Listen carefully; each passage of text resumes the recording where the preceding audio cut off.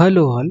इस लेक्चर में हम लोग क्या पढ़ेंगे? इस लेक्चर में हम लोग पढ़ेंगे कि सपोज आपके पास ये एक इंक्लाइंड प्लेन है। ठीक है, जस्ट इस पे ब्लू पे ध्यान रखो।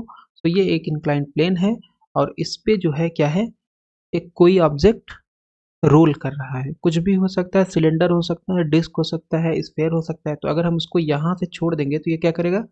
लुढ़कते लुढ़कते लुढ़कते लुढ़कते लुढ़कते लुढ़कते धरातल पे आ जाएगा। ठीक है, इसका मतलब है कि हमें इस ऑब्जेक्ट का, ये स्फेयर है या क्या है बाद में देखेंगे। तो अभी हम जनरल बॉडी लेके चलते हैं। तो इसका एक्सीलरेशन कितना होगा, ये तो कैसे निकलेगा? सबसे पहले हम इसमें लिखेंगे इक्वेशन ऑफ मोशन। ध्यान से अगर देखें तो मान लें अगर ये इंक्लाइंड प्लेन जो है कितने पे है? थीटा पे है। तो अगर ये एंगल थीटा है तो आपको पता है कि ऑब्जेक्ट का मास परपेंडिकुलरली नीचे की तरफ काम करेगा, यानी ये डिग्री 90 हो गया, एंगल हो गया 90। ये एंगल थीटा है। ये एक ट्रायंगल बन गया यहाँ से लेकर के यहाँ तक। तो जब ये ट्रायंगल बन गया तो ये एंगल कितना होगा? 180 अंश minus this angle plus this angle, तो ये एंगल आ जाएगा 90 माइनस थीटा।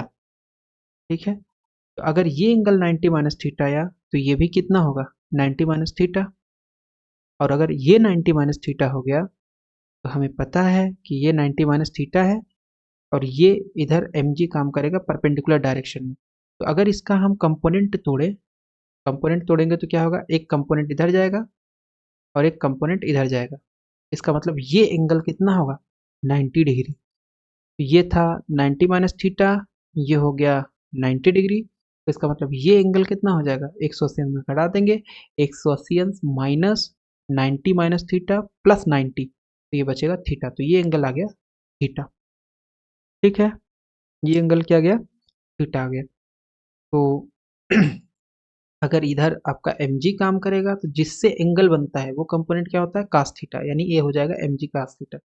और इससे 90 डिग्री पे जो होगा कंपोनेंट वो हो जाएगा mg sin थीटा। तो mg sin थीटा इधर काम करेगा, mg cos थीटा इस डायरेक्शन में काम करेगा। अब क्योंकि ये रोल कर रहा है तो मान लेते हैं कि सपोज ये आपके पास सिलेंडर है, या है ना, कोई सिलेंडर है या डिस्क है, या जिसका रेडियस r है, या स्फेयर है। तो इसका रेडियस कितना है? r है। क्योंकि ये रोल करेगा तो ये जो सरफेस है, इंक्लाइंड सरफेस, वो इसके ऊपर एक फ्रिक्शनल फोर्स लगाएगा। फ्रिक्शनल फोर्स किस डायरेक्शन में होता है? हमेशा जिस डायरेक्शन में मूव कर रहा है उसके अपोजिट। अब क्योंकि ये इस डायरेक्शन में मूव करेगा ड्यू टू ग्रेविटी, इधर आपका लगेगा फ्रिक्शनल फोर्स। ठीक है, तो इधर लगेगा फ्रिक्शनल फोर्स। तो इस तरीके से हमने जो ऑब्जेक्ट हमारे पास है इसका सब कुछ हमने रिजॉल्व कर लिया। टोटल फोर्स, इसके ऊपर एक फोर्स लगेगा इसका वेट, और एक लगेगा फ्रिक्शनल फोर्स। तो वेट को हमने रिजॉल्व कर लिया, एक हॉरिजॉन्टल वर्टिकल कंपोनेंट और हॉरिजॉन्टल कंपोनेंट। ठीक है, या एक इधर जाएगा और एक इधर जाएगा। सो जनरली इसको जो थीटा वाला है इसको हॉरिजॉन्टल बोलते हैं और ये वर्टिकल होता है। ठीक है, मान लेते हैं कि पार्टिकल इस डायरेक्शन में मोशन कर रहा था तो इसका एक्सिलरेशन कितना है? ma। तो ये हो जाएगा फोर्स कितना, सॉरी एक्सिलरेशन कितना है? a। तो टोटल फोर्स कितना हो जाएगा? ma। ठीक है, तो इक्वेशन ऑफ मोशन अगर हम लिखें तो फोर्स कितने के बराबर है? ma के बराबर। न्यूटन सेकंड ना क्या बोलता है? F बराबर ma। ma हो गया। फोर्स कितना लग रहा है इस डायरेक्शन में? नीचे की तरफ आ रहा है तो फोर्स लग रहा है mg sin theta minus frictional force. ma बराबर हो जाएगा mg sin theta minus f। अब वेक्टर क्यों नहीं लिए? क्योंकि सभी एक ही डायरेक्शन में है तो वेक्टर की जरूरत ही नहीं पड़ेगी हमें यहाँ पे, है ना। सब एक डायरेक्शन में, ma भी एक डायरेक्शन में, mg sin थीटा एक डायरेक्शन में, f दूसरे डायरेक्शन में था तो इसको माइनस कर देंगे। तो ये आ गया इक्वेशन 1। ठीक है, अब हमें f निकालना पड़ेगा क्योंकि हमें पता नहीं है कितना फ्रिक्शन लग रहा है। तो उसको निकालने के लिए सिंपल हम कर क्या सकते हैं, इस फोर्स का इस पॉइंट के अबाउट मोमेंट निकालते हैं, है ना, यानी टार्क निकालते हैं। तो टार्क क्या होता है? Force multiplied by perpendicular distance. तो यहाँ से यहाँ तक की परपेंडिकुलर डिस्टेंस कितनी है? r। तो इसका इस फोर्स f का जो टार्क हो जाएगा अबाउट दिस पॉइंट, तो कितना हो जाएगा? F R. ठीक है, ये एफ आर हो गया। और हमें पता है कि टार्क कितना होता है? आई इंटू अल्फा, टाउ बराबर आई इंटू अल्फा, जहाँ पे आई क्या है? मोमेंट ऑफ इनर्शिया है, और अल्फा क्या है? इस ऑब्जेक्ट का एंगुलर एक्सिलरेशन। यहाँ से अगर हम f निकालें, f हमारे पास कितना आ जाएगा? f आ जाएगा हमारे पास और उससे पहले कि हमें सब एम में निकालना है, तो अल्फा कितना होता है अगर आपको याद हो, तो हमारे पास होता है ओमेगा होता है, और फिर ओमेगा का डिफरेंशिएशन कर देंगे D omega by d T, तो वही अल्फा होता है। ठीक है, अल्फा और उसमें क्या रिलेशन होता है, यहाँ पे हमने लिखा हुआ है एंगुलर एक्सेलरेशन है अल्फा, और ए क्या है, लीनियर एक्सेलरेशन। तो लीनियर एक्सेलरेशन का मतलब क्या होता है, a is equal to d v by d t.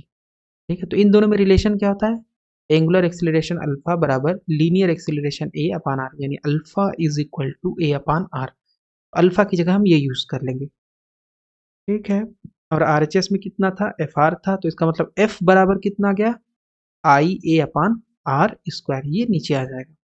ठीक है ना, हमें एफ चाहिए था, तो ये इक्वेशन 2 हो गया। इक्वेशन 2 से एफ की वैल्यू इक्वेशन 1 में सब्सटीट्यूट कर देंगे, तो हमारे पास आ जाएगा m a is equal to m g sine theta minus I a upon r square, क्योंकि हमें एक्सेलरेशन निकालना था। हमें क्या निकालना है, एक्सेलरेशन निकालना है, तो इसलिए इसको उधर ले जाएंगे, और ये उधर चला गया, कॉमन ले लेंगे ए, तो हो जाएगा m plus I by r square बराबर एम जी साइन थीटा। यहाँ से ए निकालेंगे तो क्या आ जाएगा, m g sine theta upon m plus I upon r square, तो ये आ गया है ना, इतना आ गया, ए बराबर m g sine theta upon m plus, a बराबर ये नीचे आ जाएगा m g sine theta upon m plus I upon r square. ठीक है, अब आई को हम क्या लिख सकते हैं, मास ऑफ द ऑब्जेक्ट, क्योंकि सेंटर ऑफ मास के अबाउट रोटेट करते हुए जाएगा ना, रोल कैसे करेगा, इस एक्सिस के अबाउट रोल करेगा, तो इसका मतलब आई सी एम होगा, मोमेंट ऑफ इनर्शिया। तो आई सी एम को हम क्या लिख सकते हैं, एम के स्क्वायर, है ना। आई सी एम का मतलब है ऑब्जेक्ट का moment of inertia about its centre of gravity या सेंटर ऑफ मास। तो यहाँ पे एम के स्क्वायर हो गया, अब एम बाहर निकल जाएगा यहाँ से, तो एम से एम कैंसिल हो गया, ऊपर बचा जी साइन थीटा अपान 1 प्लस के स्क्वायर अपान आर स्क्वायर। तो यही आपका लीनियर एक्सिलरेशन हो जाएगा कोई भी रोलिंग बॉडी का।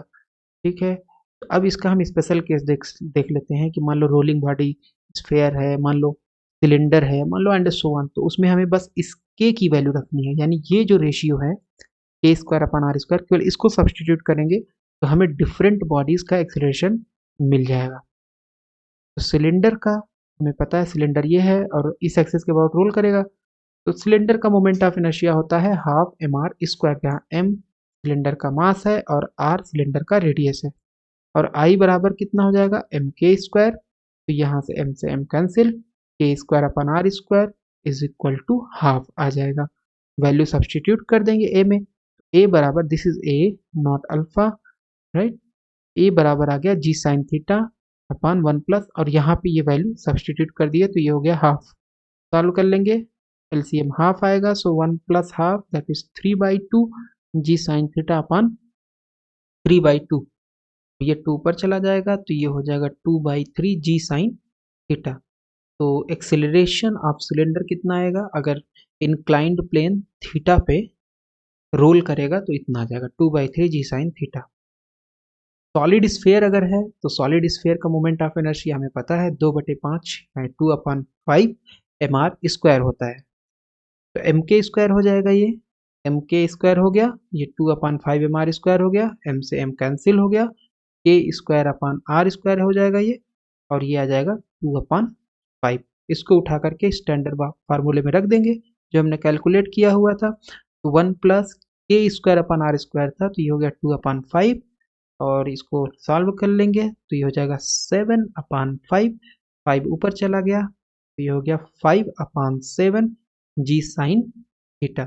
हालो स्फेयर को अगर ले लूँगा, हालो स्फेयर का कितना आएगा, moment of inertia hello sphere का होता है 2/3 एम आर स्क्वायर, तो ये हो गया एम के स्क्वायर यहाँ पे, और ये हो गया 2/5 एम आर स्क्वायर, एम से m cancel, k square is equal to 2/3 m r 2/3 r square इधर चला जाएगा, एम से एम कैंसिल हो गया, तो के स्क्वायर अपान आर स्क्वायर आ गया 2/3। इसका मतलब ए बराबर आ गया g sine theta upon 1 plus के स्क्वायर अपान आर स्क्वायर, के स्क्वायर अपान आर स्क्वायर की वैल्यू होगी 2/3। सॉल्व कर लेंगे इसे, तो इसका सोल्यूशन होगा 5/3, 3 ऊपर चला गया, तो ये हो जाएगा 3/5 जी साइन थीटा। ये आ गया एक्सेलरेशन ऑफ हालो स्फेयर।